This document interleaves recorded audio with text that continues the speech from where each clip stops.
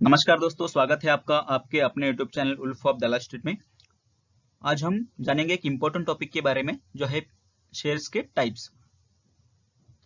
तो mainly shares के दो टाइप्स होते हैं, एक है प्रेफरेंस शेयर्स और दूसरा है इक्विटी शेयर्स। जब कंपनी किसी आईपीओ को लॉन्च करती है तो दो लोगों को इनवाइट करती है अपने कंपनी में इन्वेस्ट करने के लिए। एक तो कॉमन पीपल्स और दूसरे होते हैं कुछ कंपनीज या कुछ एचएनआई यानी कि हाई नेटवर्थ इन्वेस्टर, जिनके पास बहुत पैसा है। वो लोगों को या किसी कंपनी को इनवाइट करती है या कॉमन पीपल को इनवाइट करती है। मान लीजिए यहाँ पे किसी कंपनी ने आईपीओ लॉन्च किया तो वो 35% शेयर को दे रही है कॉमन पीपल्स को और 15% दे रही है प्रेफरेंस शेयर इन्वेस्टर्स को। तो ये प्रेफरेंस शेयर इन्वेस्टर्स कौन होते हैं, ये थोड़ा हम लोग डिटेल्स में जानेंगे। उससे पहले जान लेते हैं कि इक्विटी शेयर्स क्या होता है एंड प्रेफरेंस शेयर क्या होता है। तो इक्विटी शेयर होता है जो शेयर्स प्रमोटर्स के पास यानी कंपनी के ओनर के पास है और दूसरे जो शेयर्स है वो कॉमन पीपल्स के पास है।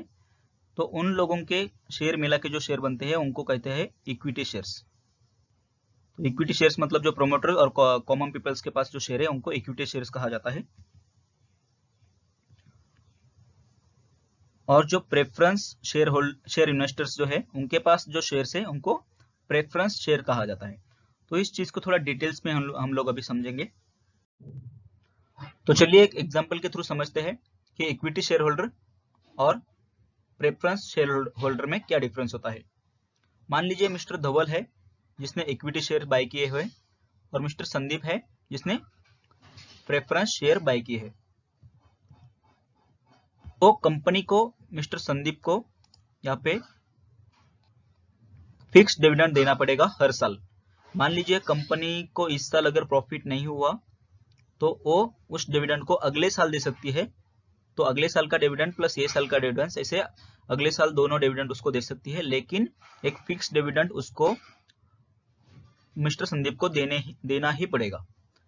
तो यहाँ पे जब बात आती है मिस्टर धवल की, तो अगर कंपनी को प्रॉफिट होता है तो मिस्टर धवल को डिविडेंड मिलेगा, अगर कंपनी को प्रॉफिट नहीं होता है तो मिस्टर धवल को डिविडेंड नहीं मिलेगा। तो आगे जान लेते हैं कि एसेट के बारे में।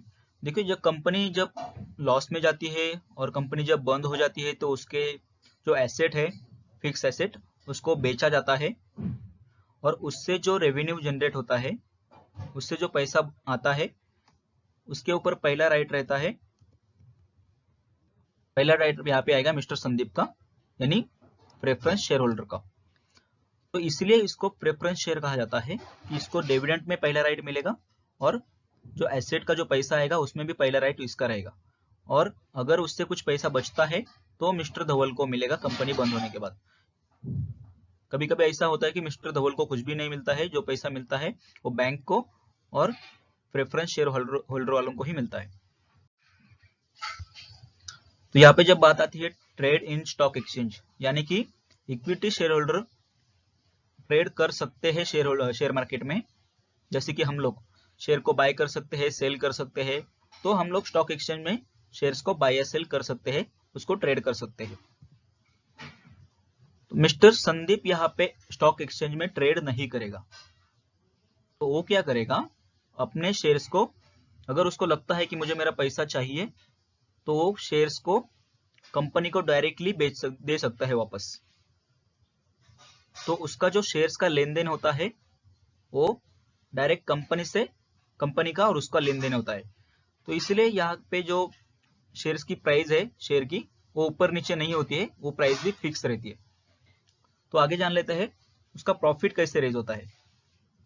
तो इक्विटी शेयर होल्डर का प्रॉफिट रेज होगा, शेयर की जो प्राइस बढ़ती है उससे रेज होगा उसका प्रॉफिट। ज्यादातर प्रॉफिट उसी से रेज होता है, शेयर का प्राइस जो बढ़ता है उससे। और एक ऑप्शन है उसके पास, और एक तरीके से उसका प्रॉफिट रेज होता है, वो है डिविडेंड। उसको कभी कभी जब कंपनी अच्छा परफॉर्म करती है तो डिविडेंड भी उसको मिलता है, वो है उसका सोर्स ऑफ इनकम या सोर्स ऑफ प्रॉफिट।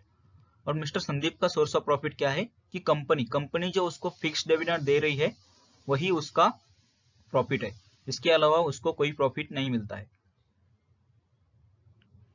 अब और जान लेते हैं कि वोटिंग राइट्स किसको रहते हैं।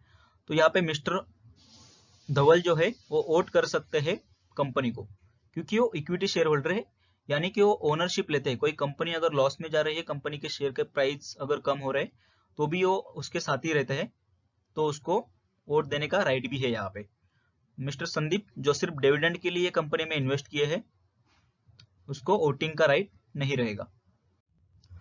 तो यहाँ पे मिस्टर धवल जो है वो पार्ट ऑफ मैनेजमेंट बन सकता है, मैनेजमेंट में या कंपनी के बोर्ड में वो जा सकते हैं, वो चांसेस है उसको।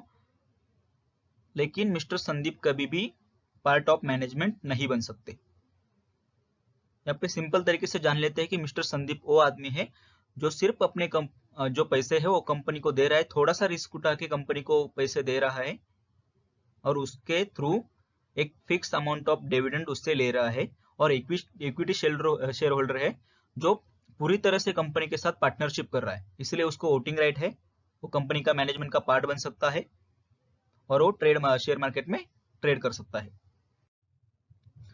तो चलिए जान लेते हैं अपने अगले पॉइंट के बारे में, जो है रिस्क और रिटर्न।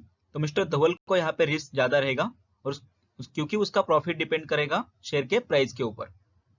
तो जैसे ही शेयर का प्राइस ऊपर या नीचे जाता है तो उसका रिस्क बढ़ता है, और उसका रिटर्न उसी पे डिपेंड करता है। यहाँ पे मिस्टर धवल उसको बहुत कम रिस्क रहता है, और उसका जो प्रॉफिट है वो फिक्स रहता है, जो डिविडेंड कंपनी से आता है वही उसका प्रॉफिट होता है। तो कॉमन पीपल भी सोचेंगे कि हम लोग प्रेफरेंस शेयर बाय करेंगे क्योंकि उनको डिविडेंड फिक्स होता है, तो ऐसा हम लोग नहीं कर सकते, क्योंकि कंपनी ऐसे ही लोगों को इनवाइट करती है जिनके पास बहुत सारा पैसा है, वो लोगों को इनवाइट करेगी, कोई HNI को, बड़े लोगों को, या फिर किसी और कंपनी को भी इनवाइट कर सकती है कि हमारी कंपनी में इन्वेस्ट कीजिए। तो कंपनी प्रेफरेंस शेयर क्यों ऑफर करती है, उसके पीछे क्या रीजन है? तो जब कंपनी चाहती है कि अपना वोटिंग राइट सलामत रहे और हमें पैसा भी रेज हो या हमें फंड भी रेज हो, तो उस केस में कंपनी प्रेफरेंस शेयर को प्रेफर करती है। क्योंकि मिस्टर संदीप 14% तो लेगा कंपनी से हर साल, लेकिन कंपनी का जो उसके डिसीजंस होते हैं कंपनी के, उसमें वो इंटरफेयर नहीं कर सकेगा। अगर ऐसा कंपनी चाहती है तो प्रेफरेंस शेयर को लॉन्च करेगी। तो आज के लिए इतना ही। अगर आपको वीडियो पसंद आए तो लाइक कीजिए, पसंद नहीं आए तो डिसलाइक कीजिए, लेकिन चैनल को सब्सक्राइब जरूर कीजिए।